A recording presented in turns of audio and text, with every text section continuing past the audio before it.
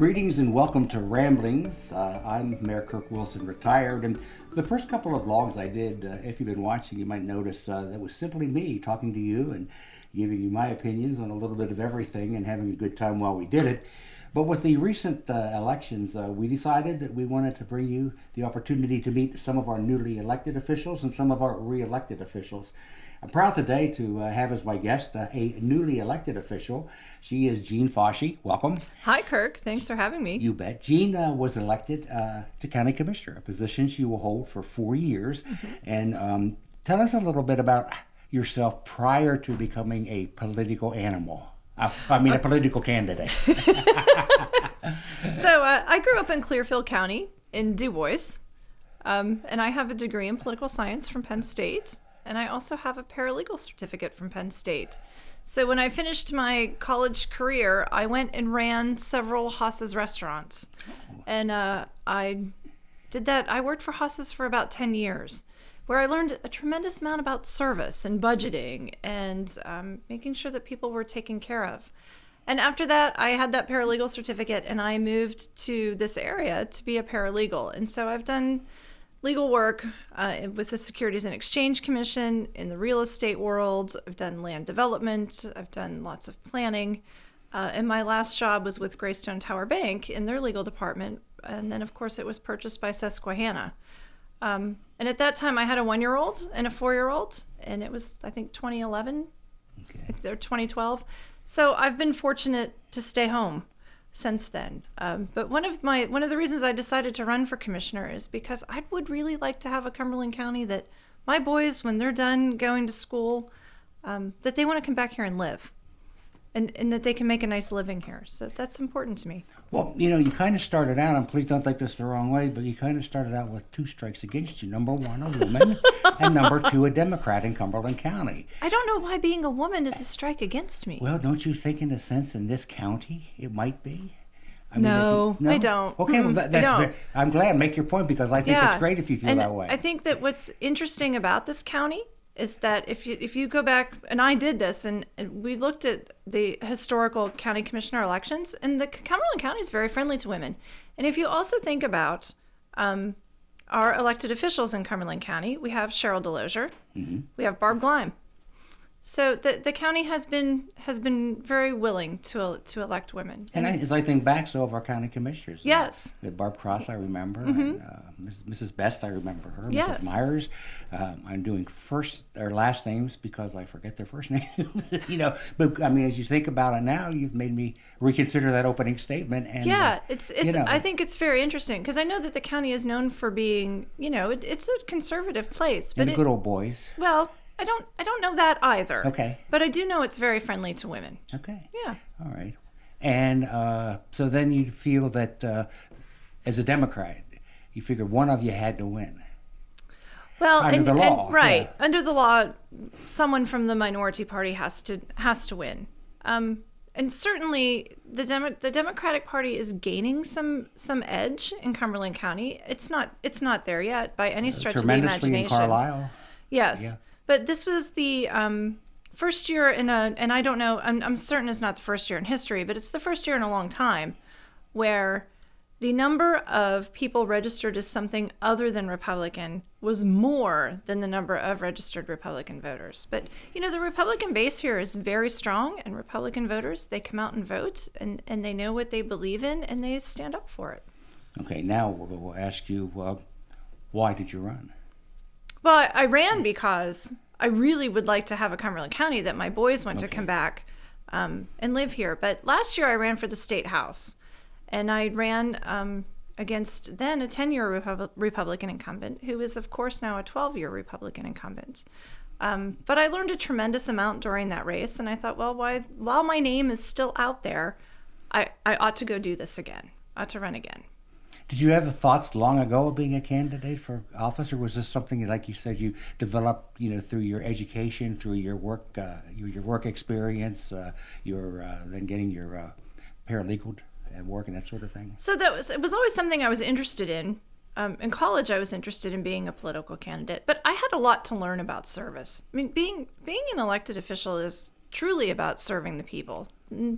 that's it. If you're not willing to do that, you shouldn't be in the business. I was very fortunate. I worked for our State House of Representatives. I worked for our State Senate. I worked for Dick Thornburg when he was governor for 8 years. So I had that sense of service. I had that understanding, and I found that extremely helpful to me during the 26 years that I served here as mayor of Carlisle. So you make a very good point there, that when you get the feeling and understand that it's all about service and it's not all about me, you're going to find that you do a much better job. Right. Are there any areas of county government that you particularly find yourself interested in? So one of the things I'm very interested in terms of our county government is I'm incredibly interested in preventing some problems. You know, the county government is in the business of delivering human services, and we're delivering them. For example, our children and youth department is delivering services to children at a high rate, and a lot of that is caused by parents that have the disease of addiction. So I know that if we could put some energy and some effort into preventing addiction, we could prevent those human problems that happen in childhood that you know, people carry through adulthood. We could be doing a better job of that. I'd like to work on that as a commissioner. I find the range of responsibilities of county government fairly unique. Yes. I mean, if you look like at local government, for the most part, we had the water and the sewer, and we kept the streets clean. Provided law enforcement and emergency services. Now, the county also has a responsibility for emergency services, and it was during the campaign that you were quoted as saying some positive things towards our emergency services, our fire, EMS, and I think law enforcement as well. Yes. So one of the things that I would like to do is as a commissioner and get the other commissioners on board and the county on board with is, so we have, I believe it's 33 volunteer fire companies in Cumberland County, and not one of them has a consistent funding stream from federal, state, or county government. And so our volunteer fire companies are forced to fundraise on their own. And then they're also forced to go and find volunteers on their own. And those things are a struggle. And I don't think that that's reasonable to say to people, well, we expect you to be there if we call you and we need you to put out a fire, or we need you to save us on Interstate 81, or we need you to come and get us out of a state park because we don't know where we are. Right. And not have some kind of a consistent funding stream for them. So I'd really like to work on that piece. I think it's critical. I don't know what will happen if we don't have volunteer firefighters in Cumberland County. I do know that the Carlisle Fire and Rescue Services, which is one of two stations that make up the Carlisle Borough Fire Department, they do receive a stipend every year from the borough. Okay. But still, they raise money on their own. But they are going to give up, and I don't know how many years they've been doing it. But Wednesday night bingo, I think the Wednesday before Christmas is going to be their last one. They've figured out there's going to be other ways to make money, and as well as. But I mean, I've gone back into it. I used to be active as a firefighter, no longer. But I know the amount of time, and I see how much work it takes simply to maintain the apparatus. Yes. Simply to train, because you've got to train. When I first started, we just jumped on the back of the fire engine. We got to the scene, we grabbed the hose, and we ran inside the house. They don't do that anymore, right. And it does require training. And so I'm sure they will look forward. And I'm not saying that the prior county commissioners did not pay any attention to their needs. Correct. But I think in government, everyone cautiously in an elected or an appointed position always has the concern about, well, where is the money going to come from? Precisely. And I know, for example, in Penn Township, Penn Township, that volunteer fire company, they are first due on Interstate 81. And I think it's 11 miles, but I don't remember quite, I'm not quite sure. But they receive no regular federal funding. And that to me, that's not okay. We need to work on that. And I know it's not an overnight fix, right? It's not like you may wave your magic wand and suddenly money comes from the sky, but it is something that we can work on, and we should work on it quite seriously. Being one of those who happens to still respond occasionally to calls on Interstate 81, I know one of the things that has been discussed is, why can't these fire departments bill the insurance companies of these rigs that cause these problems? It certainly makes sense to me if they're paying for everything else that if you're paying to put the fence in or the guide rail in that the truck ripped out, why not cover the costs of the Right. Something should Yeah, happen there. exactly. Something. Yes. But agriculture. Now you're from the West Shore, and agriculture is mostly from the west. Yes, the it West is, Shore, from the western western part end of the county. Were you familiar with the agricultural issues prior to becoming a candidate, or So being from Clearfield? You should have known Yes. something about dairy cows. I knew some things about dairy cows. So last year when I ran for the state house, the Cumberland County Farm Bureau was kind enough to let me come and sit in on one of their meetings and talk with them. I did that again this year. Sometimes I'll call someone who's a member of that group and talk to them about issues. I'm concerned about our farmers. I think that they're in a precarious place. And I know that the state just passed a farm bill that should help. But I think about what is happening in terms of, climate is obviously changing in Cumberland County.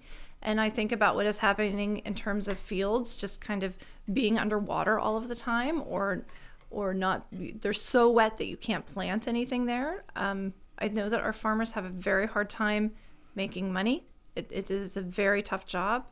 And they're critical. Farmers are critical. That's how we eat. And we still have family farms here, where Yes. as you go west, young man, you'll find that they're pretty much business operated. Those farms that provide the things that we need, whether it be beef or whether it be a vegetable Right. or something like that. You still, at least back here, we have family farms. And Right. I know there's an effort to try to keep those going. Yes. And it's important. Those things are important. So we take your oath of office when? December 27th. I just found that out this week. The December swearing in is 27th. December 27th. Okay. Yeah. I always thought it wasn't until January, but that's okay. Yeah. Okay. I guess that's up to the court. Okay. Well, that's great. And you've already, I assume, started some of the learning process. Yes. Because I don't know if the County Commissioners Association, do they give you a training So program? next weekend, Okay. I will be at their annual convention. They're Okay. it's in Hershey, Okay. and the first day is for newly elected officials, and then I'll be there for the remainder of the days. But I'm looking forward to it. I'm looking forward to learning. And how are you open to talking to your constituents?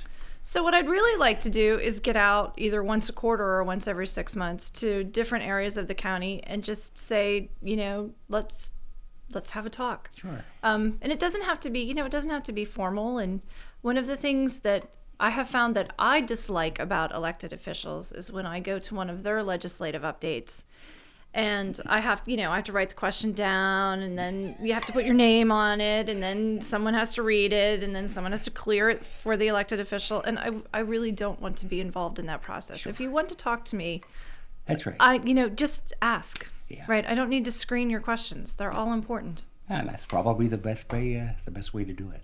I think so. Yeah. I hope. So we're happy to have with us today Jean Foschi, the Cumberland County Commissioner-elect. This will be her first term, and she takes her oath of office on December 27th, Mm-hmm. and then she'll be ready to take control. We thank you for being a part of Mayor Kirk Wilson Retired's ramblings.